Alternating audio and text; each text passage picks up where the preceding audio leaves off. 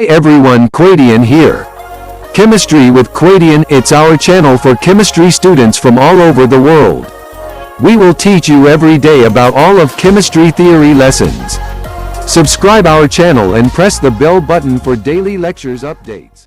Students अस्सलाम वालेकुम। आज हम पीपीएससी केमिस्ट्री 2015 पार्ट 4 के बारे में डिस्कशन स्टार्ट करेंगे। तो फर्स्ट क्वेश्चन है question number 76, benzene is converted into toluene by, कि हम बेंजीन को कन्वर्ट कर सकते हैं टोलुइन के अंदर बाय।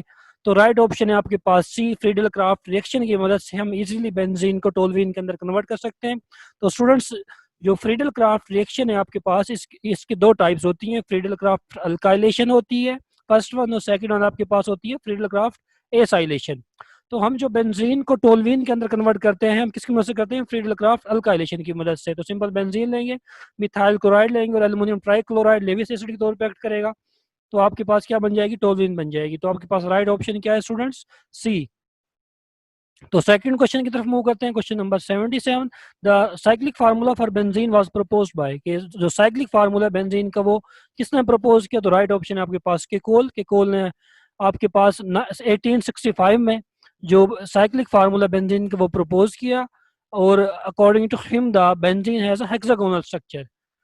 तो आगे मूव करते हैं क्वेश्चन नंबर 78 की तरफ। Which one of the following acid can be used as a catalyst in Friedel Crafts reaction, ये कौन सा ऐसा एसिड है जो एज अ कैटलिस्ट के तौर पे यूज होता है फ्रीडल क्राफ्ट रिएक्शन के अंदर? तो राइट ऑप्शन है आपके पास ए, एल्युमिनियम ट्राइक्लोराइड जो है आपके पास एज अ लेविस एसिड के तौर पे यूज होता है फ्रीडल क्राफ्ट रिएक्शन के अंदर। तो स्टूडेंट्स, ये करता क्या है, इसका रोल क्या लेविस एसिड का? लेविस एसिड क्या करता है आपके पास, जो आपका इलेक्ट्रोफाइल है उसकी इलेक्ट्रोफिलिसिटी को क्या कर देता है? इंक्रीज कर देता है।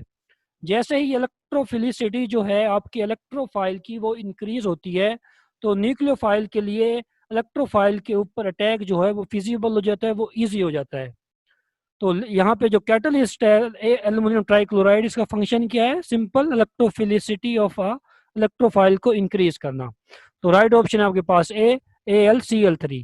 तो आगे मूव करते हैं क्वेश्चन नंबर 79 के ऊपर। अल्काइल ग्रुप और ortho para directing group, because जो अल्काइल ग्रुप होता है आपके पास, हमने लास्ट टाइम भी डिस्कस किया था कि आपके पास जो अल्काइल ग्रुप है वो आपके पास क्या है? ऑर्थो पैरा डायरेक्टिंग ग्रुप है। तो राइट ऑप्शन आपके पास C, because resonance effect through hyperconjugation, क्योंकि जो अल्काइल ग्रुप है आपके पास इसमें लोन पेयर तो होता नहीं है, तो रेजोनेंस की मदद से आपके पास जो इलेक्ट्रॉन डेंसिटी रिंग के अंदर शिफ्ट नहीं होती, बल्कि इलेक्ट्रॉन डेंसिटी जो शिफ्ट होती है रिंग के अंदर वो किसके थ्रू जो शिफ्ट होती है? Through hyper conjugation. तो हाइपर कंजुगेशन क्या है आपके पास? नो बॉन्ड रेजोनेंस जो है आपको, उसको आप हाइपर कंजुगेशन बोलते हैं। इसमें इलेक्ट्रॉन डेंसिटी जो शिफ्ट होती है थ्रू सिग्मा बॉन्ड की मदद से होती है। तो राइट ऑप्शन है आपके पास सी। आगे मूव करते हैं। 6 carbon of benzene are proposed by one type, जो 6 कार्बन होगी बेंजीन की वो कैसी होंगी? सबकी टाइप क्या होगी? एक जैसी होगी, मतलब सब जो कार्बन है आपके पास उनकी जो हाइब्रिडाइजेशन है वो क्या होगी? sp2 होगी आपके पास, और बोन एंगल क्या होगा? 120 डिग्री होगा। तो आगे मूव करते हैं question number 81, which one of the following is not explosive, कि इनमें से कौन सा ऐसा कंपाउंड है जो एक्सप्लोसिव के तौर पे यूज नहीं होता? तो राइट ऑप्शन है आपके पास डी, ऑर्थोअमीनोटोलुइन जो है आपके पास ये एज एक्सप्लोसिव के तौर पे यूज नहीं होता। बाकी जितने भी आपके पास नाइट्रो के डेरिवेटिव हैं, नाइट्रोबेंजीन, नाइट्रोटोलुइन, नाइट्रोग्लिसरीन, ये एज एक्सप्लोसिव के तौर पे हम यूज करते हैं इनको। तो ऑर्थोअमीनोटोलुइन क्या है आपके पास? It has a role as a carcinogenic agent, ये किसके तौर पे यूज होता है? एज अ कार्सिनोजेनिक एजेंट के तौर पे यूज होता है। And orthotoluene is primarily use is a manufacture of dyes, और ये जो डाइज हैं आपके पास, जो पेंट्स है आपके पास, इनमें भी आपके पास क्या होता है? ये यूज होता है। तो आगे यूज होते हैं। आगे बढ़ते हैं क्वेश्चन नंबर 82 की तरफ। Which one of the following is least soluble in water, कि इनमें से कौन सा ऐसा कंपाउंड है जो लीस्ट सोलुबल है? तो राइट ऑप्शन आपके पास बेंजीन। जो वाटर है आपके पास वो कौन सा कंपाउंड है? वो पोलर कंपाउंड है, और बेंजीन क्या है? नॉन पोलर कंपाउंड है। तो तो आपको पता है कि जनरल प्रिंसिपल क्या है? लाइक डिजोल्व लाइक, मतलब polar dissolve in polar, non polar dissolve in non polar. तो वाटर पोलर है, बेंजीन नॉन पोलर है, सो बेंजीन लीस्ट सोलुबल होगा वाटर के अंदर। बाकी ये तीनों जो है आपके पास ये पोलर है, ये वाटर के अंदर क्या हो जाएंगे? जल्दी से सोलुबल हो जाएंगे एज कम्पेयर टू बेंजीन। तो राइट ऑप्शन है आपके पास सी। आगे मूव करते हैं क्वेश्चन नंबर 83 के ऊपर। The chlorine atom attach to the benzene ring is, जो क्लोरीन एटम होता है आपके पास जो बेंजीन रिंग के ऊपर अटैच होता है वो क्या होता है? कैसे एक्ट करता है? तो राइट ऑप्शन है आपके पास ऑर्थोपोलर डायरेक्टिंग होता है, लास्ट टाइम हमने डिस्कस किया था, और डीएक्टिवेटिंग होता है। तो राइट ऑप्शन आपके पास डी। तो यहाँ पे मैंने सीक्वेंस लिखी हुई है, लास्ट टाइम मैंने आपको बताया था कि आपके पास जो ये वाले ग्रुप हैं जिनमें लोन पेयर होता है आपके पास, वो डोनर होते हैं आपके पास। अल्काइल ग्रुप जो है इसको भी हम इलेक्ट्रॉन एक्टिवेटिंग ग्रुप मांगते हैं। जो हेलोजन है आपके पास, नो डाउट ये आपके पास डीएक्टिवेटिंग ग्रुप है इंडक्टिवली, क्योंकि इनकी इलेक्ट्रोनेगेटिविटी क्या होती है, ये ज़्यादा होती है। ये रिंग से क्या करते हैं, इलेक्ट्रॉन डेंसिटी विड्रा कर लेते हैं। लेकिन ये क्या है आपके पास, ये ऑर्थो पैरा डायरेक्टिंग है। क्यों ऑर्थो पैरा डायरेक्टिंग क्यों है, क्योंकि मेसोमेरिक इफेक्ट की वजह से, क्योंकि हम कहते हैं कि जो मेसोमेरिक इफेक्ट है वो डोमिनेंट होता है as compare to inductive effect के। तो हम इनको कंसिडर करते हैं कि ऑर्थो पैरा डायरेक्टिंग है, और ये जो प्रोडक्ट देंगे आपके पास ऑर्थो पैरा डायरेक्टिंग प्रोडक्ट देंगे आपके पास। तो यहाँ पे मैंने मजीद आपके पास डीएक्टिवेटिंग ग्रुप लिखे हुए हैं आपके पास, आप इनको मजीद देख लें। आगे मूव करते हैं क्वेश्चन नंबर 84 के ऊपर। The oxide and chloride of an element X are separately mixed with water. The two resulting solution have the same effect on litmus, but the element X. कि आपने क्या किया है, कोई एलिमेंट X है, उसके ऑक्साइड और क्लोराइड को क्या किया है, सेपरेटली मिक्स किया है वाटर के साथ। कि ऑक्साइड और क्लोराइड को मिक्स किया वाटर के साथ, resulting solution have the same effect on litmus. तो आपके पास जो सोल्यूशन बना है फाइनल, उसका इफेक्ट जो है लिटमस पेपर के ऊपर वो क्या है, सेम है। What is the element x, तो एक्स एलिमेंट कौन सा होगा आपके पास। तो स्टूडेंट्स आपको पता है कि जो फास्फोरस है आपका, अगर इसका जो आपका फास्फोरस क्लोराइड है, इसका अगर हम वाटर के साथ रिएक्ट करवाएं तो क्या बनता है हमारे पास, ortho phosphoric acid hydrochloric acid बनता है। अगर हम फास्फोरस के ऑक्साइड जो है इसको हम वाटर के साथ रिएक्ट करवाएं फिर भी हमारे पास क्या बनता है, ऑर्थो फास्फोरिक एसिड। तो दोनों केसेस में आपके पास क्या बनता है, एसिड बनता है। इसलिए इसका जो इफेक्ट होगा लिटमस पेपर के ऊपर वो क्या होगा, सेम होगा। तो आपके पास राइट ऑप्शन है डी, फास्फोरस। तो आगे मूव करते हैं कि which compound is product of the hydrolysis of CH3CO2 C3H7 by boiling aqueous sodium hydroxide। कि आपको पास ये कंपाउंड गिवन है, इसके आप क्या कर रहे हैं, बेसिक हाइड्रोलिसिस कर रहे हैं, तो आपके पास क्या प्रोडक्ट बनेगा। तो सबसे पहले आप देखें ये वाला जो कंपाउंड है इसमें जो फंक्शनल ग्रुप वो क्या है, एस्टर है। तो स्टूडेंट्स आपको पता है कि जब भी हम एस्टर की बेसिक हाइड्रोलिसिस करते हैं तो हमारे पास दो प्रोडक्ट बनते हैं हमारे पास हमेशा। एक जो प्रोडक्ट बनता है वो क्या बनता है, सोडियम साल्ट ऑफ एसिड बनता है हमारे पास, और सेकंड क्या बनती है हमारे पास, अल्कोहल बनती है।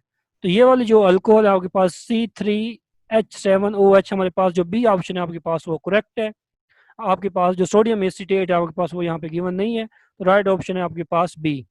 आगे मूव करते हैं कि विच अल्कोहल में be oxidise to product when react with 2,4-डाइनाइट्रोफिनाइल hydrazine reagent but not a Fehling reagent. कि आपके पास कौन सी ऐसी अल्कोहल है जो ऑक्सीडाइज हो जाएगी प्रोडक्ट में, जो प्रोडक्ट बनेगा आपके पास वो रिएक्ट करेगा आपके पास 2,4-DNPH के अंदर, but not a Fehling reagent, लेकिन फेलिंग रिएजेंट के साथ रिएक्ट नहीं करता। तो फेलिंग रिएजेंट जो है आपके पास आपको पता है वो एल्डिहाइड के साथ रिएक्ट करता है, कीटोन के साथ रिएक्ट नहीं करता। तो यहाँ पे जो अल्कोहल आपके पास कीटोन के अंदर कन्वर्ट होगी वो फेलिंग एजेंट के साथ रिएक्ट नहीं करेगी, और बल्कि वो किसके साथ रिएक्ट करेगी, 2,4-DNPH के साथ।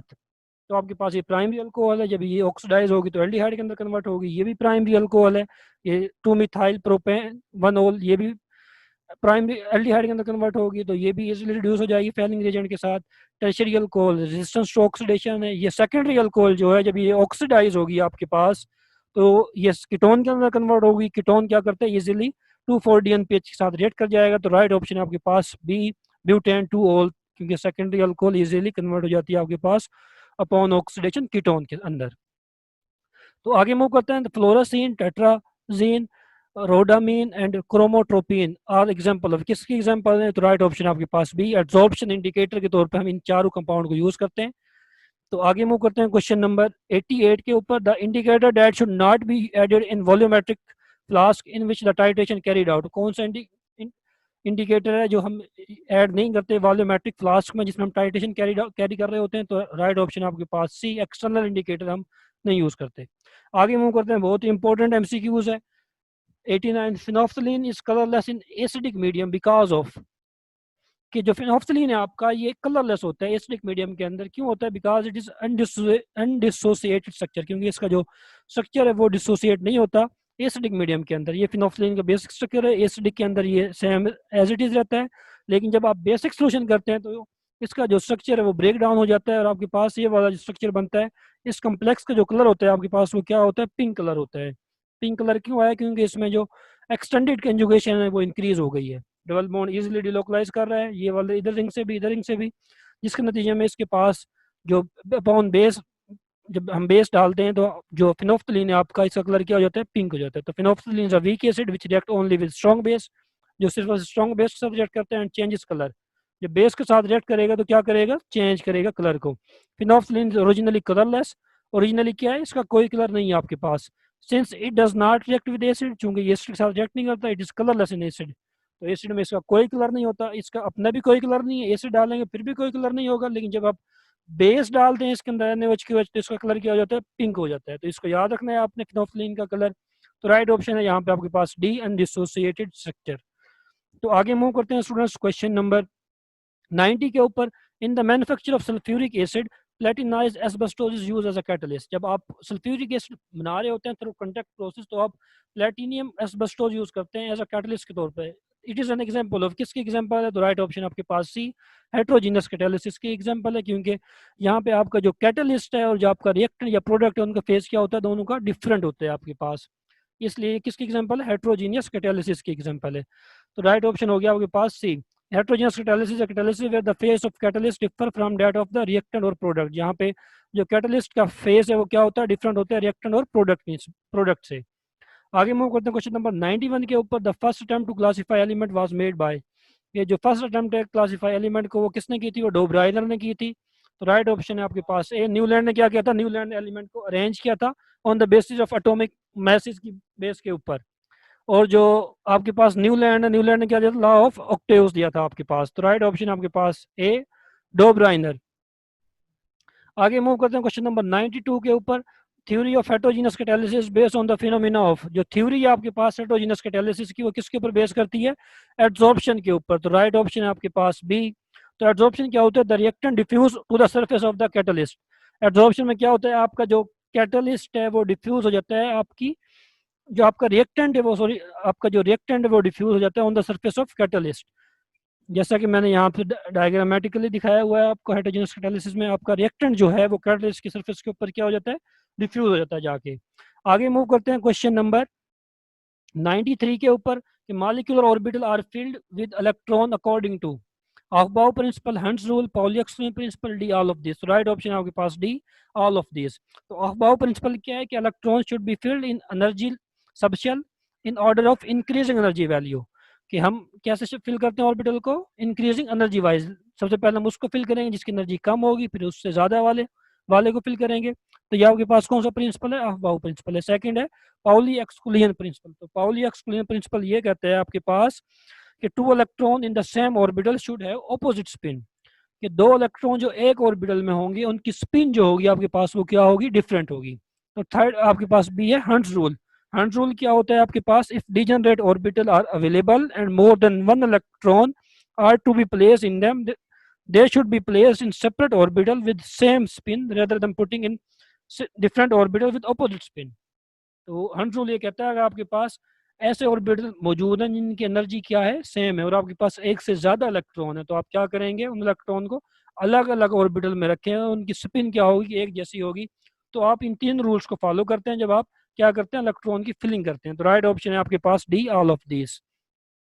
आगे मूव करते हैं कि which one of the following phenomena will occur only when the two atoms of the element having same spin of the electron approach for bonding।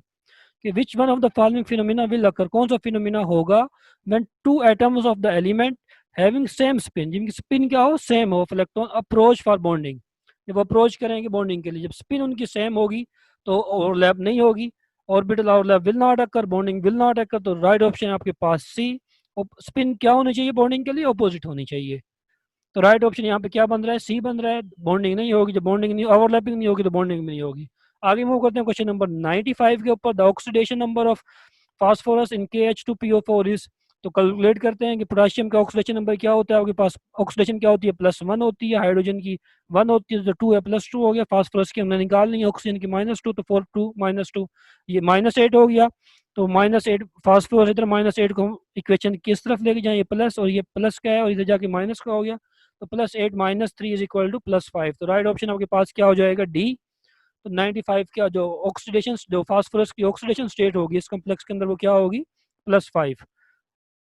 आगे मूव करते हैं। A mixture is heating with concentrated sulphuric acid and manganese oxide liberate brown vapours of, और किसके vapours निकालेगा, bromine gas के।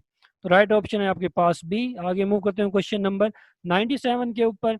The resonating form of a molecule can never be separated. जो resonating form होती हैं आपके पास मॉलिक्यूल की, आप उनको कभी भी सेपरेट नहीं करते, क्योंकि वो क्या होती है, बहुत ही स्पीड के साथ एक दूसरे के अंदर कन्वर्ट हो रही होती हैं। तो आप उनको क्या करते हैं, आप उनको इजीली सेपरेट आउट नहीं कर सकते। तो यहाँ पे मैंने बताया है कि resonance is a phenomena which contribute for delocalisation of charge. इसमें क्या होता है, आपका जो चार्ज है वो क्या होता है, आपके पास डीलोकलाइज होता है। Due to the resonance molecular energy is decrease, molecular energy decrease हो जाती है। Due to increase in stability, उसकी जो स्टेबिलिटी है आपके पास वो इंक्रीज हो जाती है। तो डीलोकलाइजेशन कैसे हुई, ओजोन का मॉलिक्यूल मैंने दिखाया हुआ आपके पास। ये नेगेटिव चार्ज ये बॉन्ड अगर यहाँ से यहाँ जाए, अल्टीमेटली ये बॉन्ड यहाँ से यहाँ जाए, तो आपके पास इसके जो रेजोनेंस कंट्रीब्यूटिंग स्ट्रक्चर बनेगा आपके पास ये वाला बनेगा। तो आप जो ये फॉर्म है, आप इनको क्या करते हैं, इनको आइसोलेट जल्दी आप इनको आइसोलेट नहीं कर सकते। तो स्टूडेंट्स आज के लिए इतना ही।